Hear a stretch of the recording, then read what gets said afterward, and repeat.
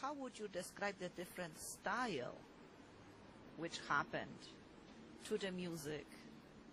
And where would you see you? Because in the 20th century music, you might be described as more of a composer of melodies, tunes. The 20th century music is atonal, and your music is more tonal, yet it is a modern music. There's more than one way to be modern.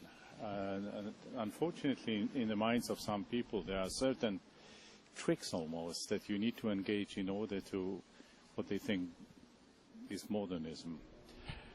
Let's not forget, I started early and I lived through the 1960s.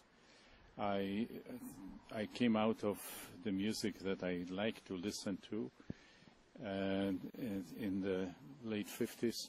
In the 1960s, I found myself already under the tutelage of Professor who basically directed me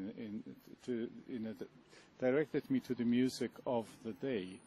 So indeed, I mean, there were certain things that one needed to do and not to do, and that well, I'm not going to go into the characteristics of this music of the 60s, except I'll say it was supposed to be atonal, non-triadic, certain pleasant, until now, intervals like thirds were to be avoided, and the music was to be filled with, let's say, dissonances, major sevenths and tritons, etc. Essentially, well, I lived through it. I did my share. I have compositions which are, some of them are still performed to this day, like my string quartet from 1967. And at one point I had to say to myself, do I want to stay there, or do I want to embrace everything in my style? I didn't.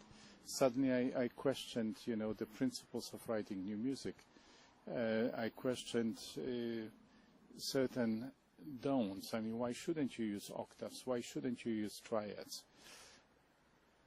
There are other ways to be modern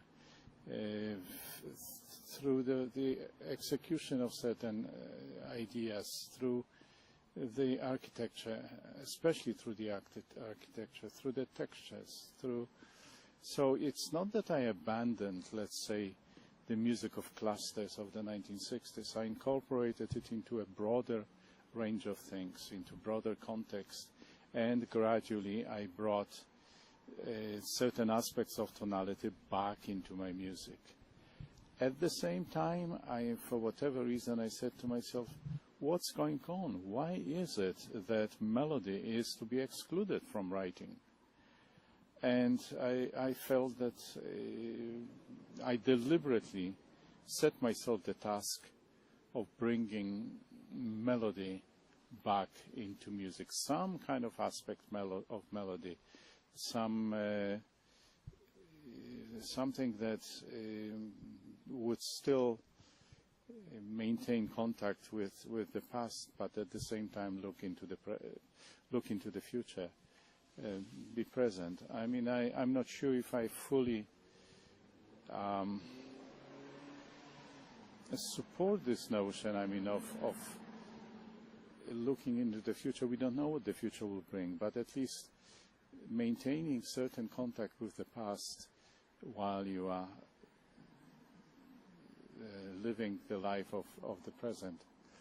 One should be definitely, and that's what I learned from Nadia Boulanger, one should be independent of the prevailing and fashionable trends at any given time.